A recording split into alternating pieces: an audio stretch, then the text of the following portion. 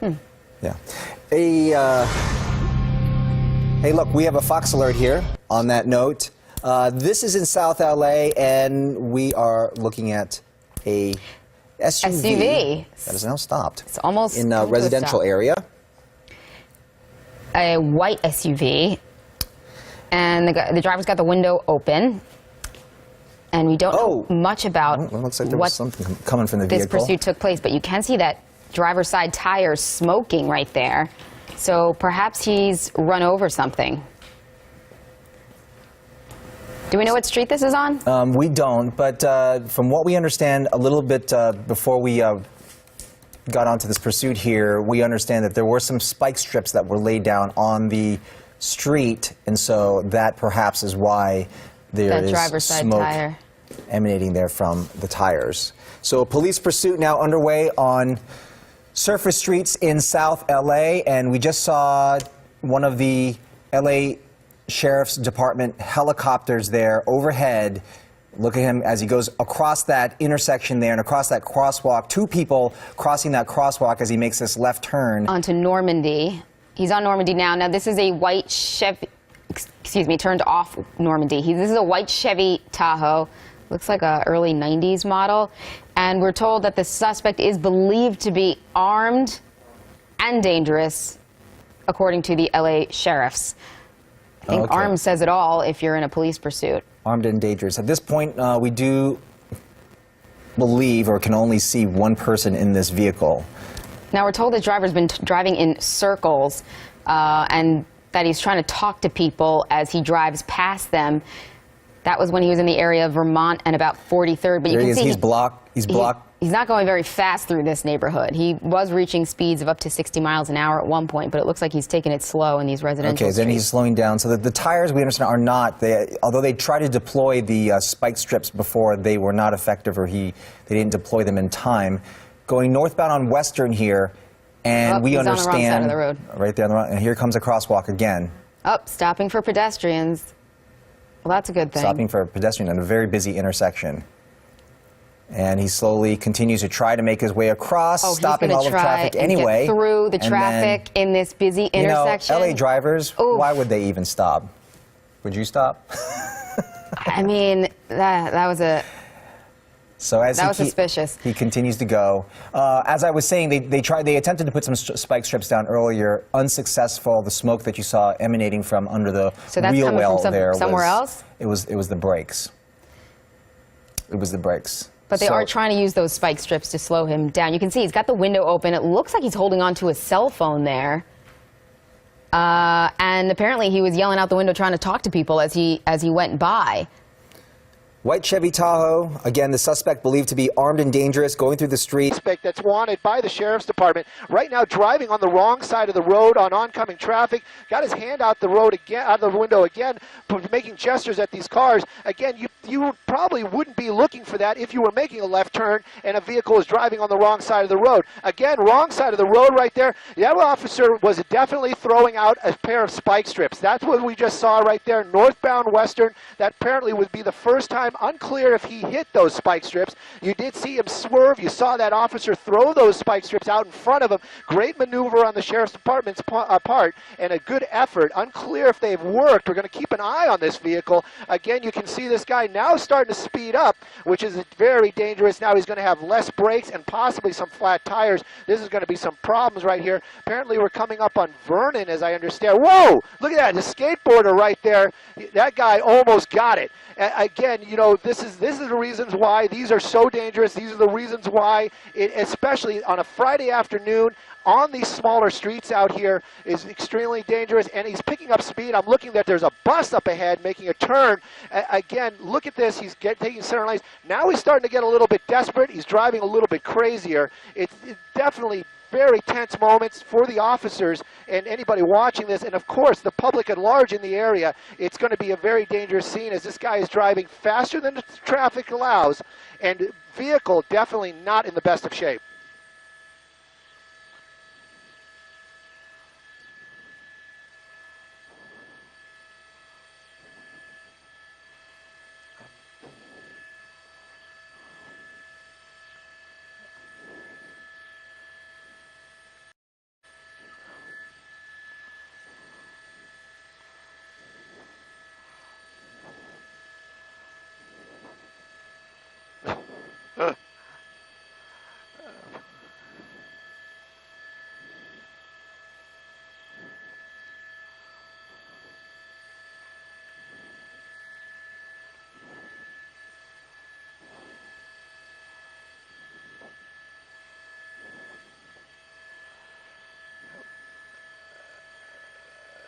Well, you know, it's funny you bring that up right now as we're coming up to another major intersection out here with a lot of cross traffic this afternoon. Again, Friday afternoon, very busy in the downtown area, South Los Angeles.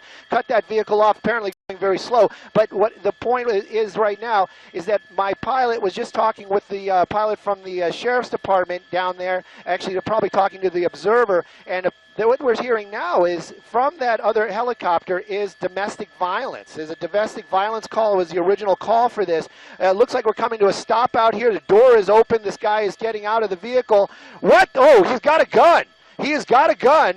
He is, and this could end kind of badly out here. He's gesturing very, yeah. This is not going to end very well.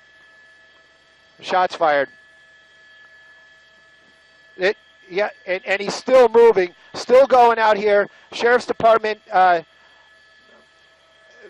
he's still moving. You can definitely see a definite bullet wound to this gentleman, this suspect's back out here. It looks like he's collapsing, but he has not dropped the weapon. Has not dropped that weapon, and that is the problem out here. He's still got the weapon in his hand, and as long as that's going on, those officers will not approach him. And, you know, again, you can see the officers from the Sheriff's Department out here right now doing their tactical moves as this guy still has that weapon in his hand. You can see these officers got their guns out. They're giving him commands. Hopefully he'll be listening. Again, though, you can see the Sheriff's Department in force out here trying to get this guy to subdue. Very, very violent end to this pursuit. Apparently started as domestic violence. He landed on his back. I'm getting very clear orders not to show the suspect at all right now, so that's the reason why I'm not making that move. Last we saw him, he was laying on his back, but that weapon was still very clearly in his hand. And officers from the Sheriff's Department, as long as that suspect is armed, and you saw shots fired from that suspect at officers. So again, this is an extremely dangerous suspect. This vehicle that we're looking at right here, that okay, I thought maybe that might be a bullet wound.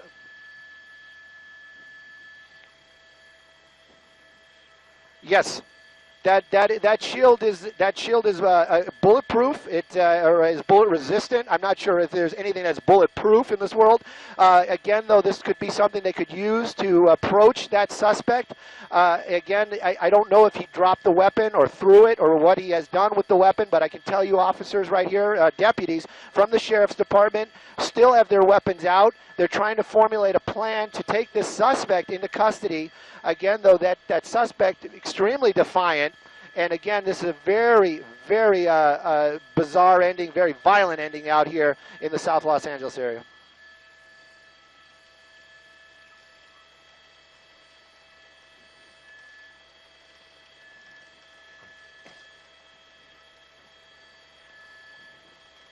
He had what appeared to be some kind of a weapon. There was an exchange of gunfire, and that might be the suspect down on the porch.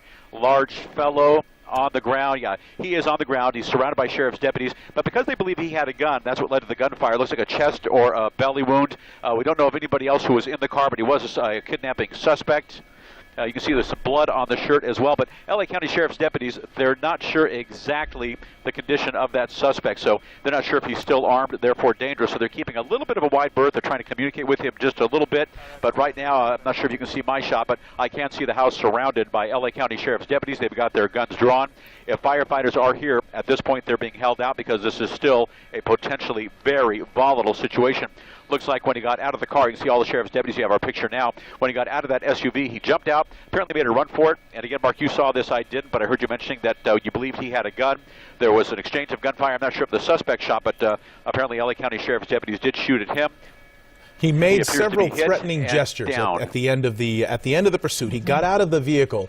Normally, people get out and they either give up or they run. Those are pretty much the two things they basically did. Okay. He did not do that. He reached into his waistband, and made several what would appear to be threatening moves and yelled at his pursuers, yelled at the sheriff's deputies, and gestured wildly. I couldn't tell from our vantage point, from Air 7, some 800 feet in the air, with the camera starting to widen out, whether he actually had a weapon in his hands, but the earlier reports were that the suspect was in fact armed, this kidnapping suspect as he was described to us. Yep. So then that means that they would have been certainly justified, and if they saw a weapon in his hands, they would be justified in firing at him.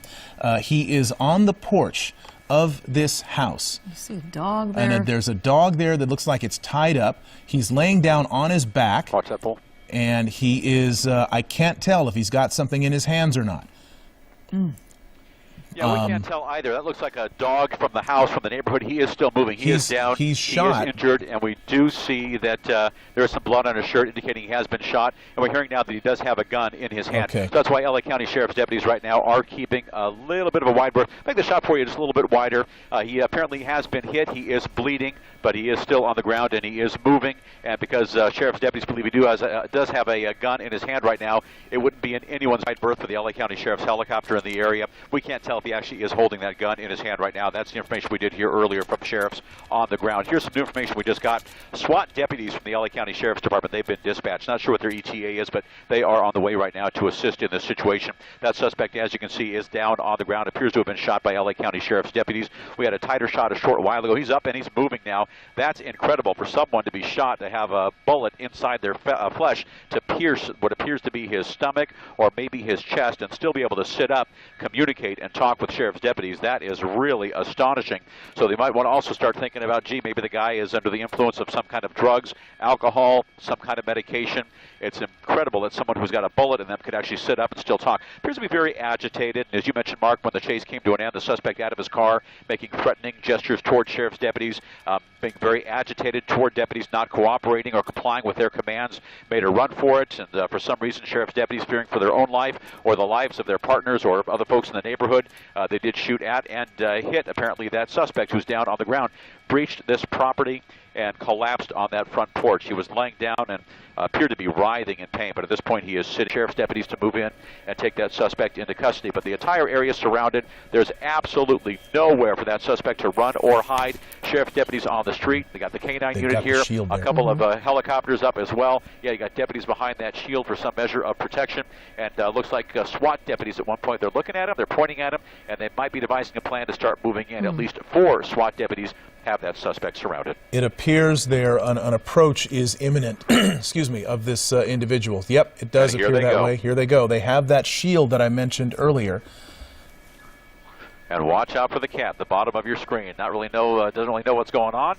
But that is the property. They're getting closer and closer behind that shield. You've got 2 sheriff's deputies in the light tan shirts, 1 deputy holding up that shield, and then the SWAT deputy just behind him with a high-powered rifle. That could be an automatic weapon, Mark, as you had mentioned earlier. And these guys are brutally well fortified. They are extremely well trained, and they go through training year-round to prepare for situations, circumstances just like this. So he might have moved in just to get a closer look. He's got the weapon apparently pointed toward the suspect on the porch. Open up that shot for you just a bit. He's opening up the gates and then backing off just a little bit, all the while most likely still communicating with that suspect.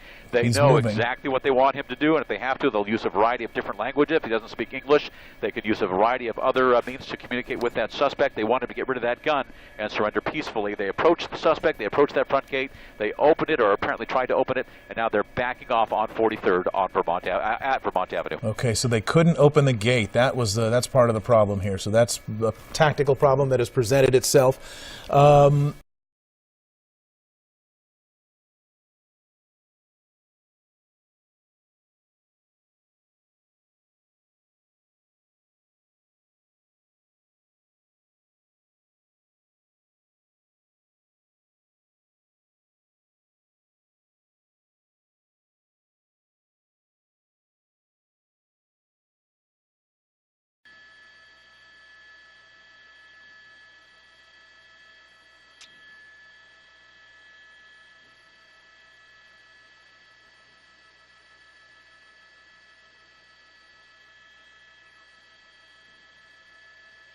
Copy, thank you.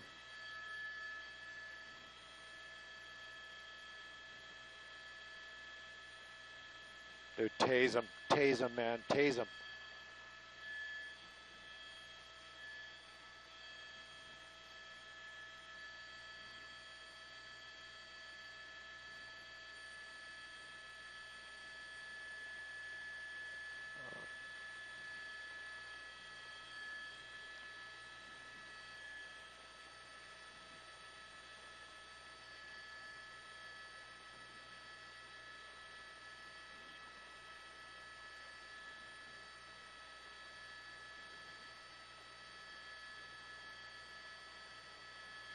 Man, look at this guy. This is crazy.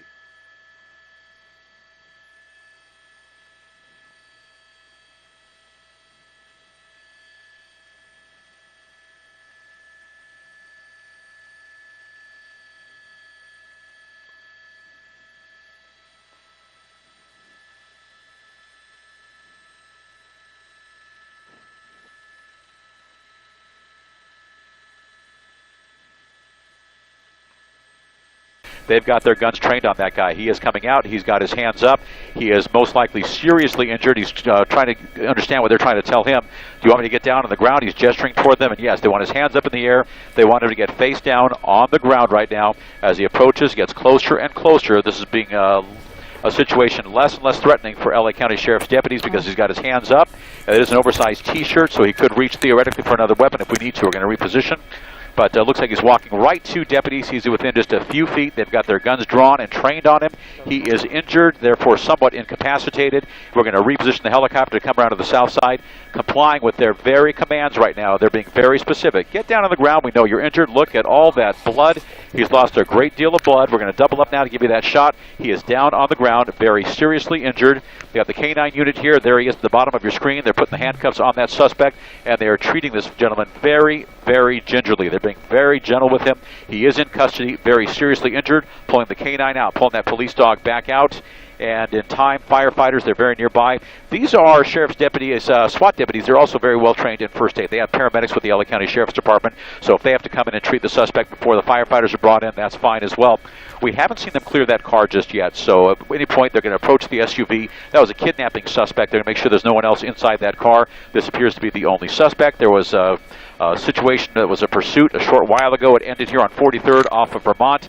Deputies in fear of their own life when they saw that suspect with a weapon, fired on that suspect. He was injured, ran for it into the neighborhood, stopped on somebody's porch, collapsed with a handgun, and just moments ago, fortunately, walked away from that handgun, and now being treated by LA County Sheriff's SWAT deputies. These are paramedics, so they're taking care of him right now while LA City firefighters are being held out. This may be a belly wound. This may be a wound to the back as well. That's where the bulk of the blood is right now on his back. And even though they are treating him, he is in police custody. He is in handcuffs, but they'll do all they can to assess his situation.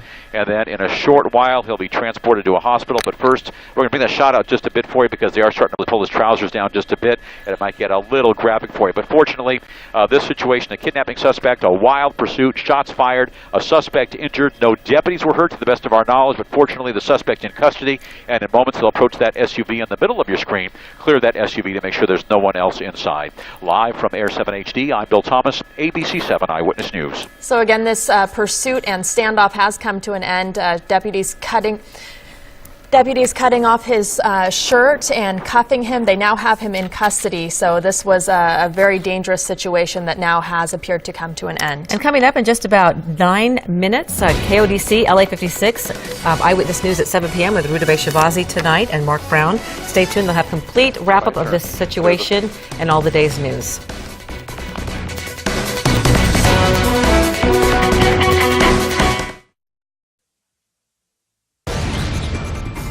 And we welcome you back to the KTLA 5 News at 6:30. You can see the wounded gunman now being taken by SWAT officers and sheriff's deputies on a backboard. He's going to be taken to a nearby ambulance.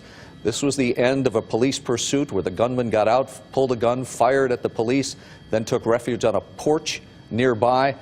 He was shot in the abdomen. He has been bleeding for well over an hour, and now he has finally surrendered and is getting the medical treatment share that we thought that he would get minutes and minutes ago. It has been an incredible, last hour and a half that we've been watching this. That the man is still alive is incredible, and that he was standing and like drinking water on the porch, and it was just one of those things that you've never seen before. We want to go to Steve Couge. He's on the ground, part of our team coverage here on this standoff in South LA that has now come to an end. Steve. Well, Sherry, yeah, we just saw the man being loaded up into the ambulance. His friends and family have now gathered here on the police tape as close as they can to see him. They're cheering his name on. Family have identified the suspect to us as Miguel Hector Puga. The story we're getting is that he may have stopped by his house and tried to take his stepdaughter. His wife then called police, so that's where the kidnapping charge comes from. The chase starts. The suspect, Miguel, comes back here to the neighborhood, goes to his family's house, says, "I'm not going back to jail." This is what they told me. They knew he had a gun on him. They knew he was serious. They were very, very worried for his safety. A few minutes ago, we saw what we were told was this man's 3 sisters walking back here through the crime tape, trying to approach him. Maybe that is what urged him to surrender and have this finally end peacefully. Again, this man, Miguel Hector Puga, being loaded up into the ambulance. We're going to have much more on this story coming up at the KTLA 5 News at 10 o'clock, so stay with us. All right, real quick, up to Tim Lynn for about 30 seconds to give us his vantage point. Tim. Well, you can see right there, they brought him down on that backboard, placed him into Rescue 99 for LA City Fire. And once they get him established in that ambulance, off he'll go, more than likely over to County USC for trauma support there to treat him for that wound. So that's the latest. Let me send it back down to you. All right, Tim Lynn in Sky 5. The end of a police pursuit where the gunman fired as he got out of an SUV in South LA, fired at police. They fired back. They struck him. That was well over an hour and a half ago. The man stood bleeding on the porch. Now it's ended. He's getting medical attention. That's right. Thank you so much for joining us here on the KTLA News at 6 for this breaking news in South LA. We'll have more tonight on KTLA News at 10 and 11. Good night.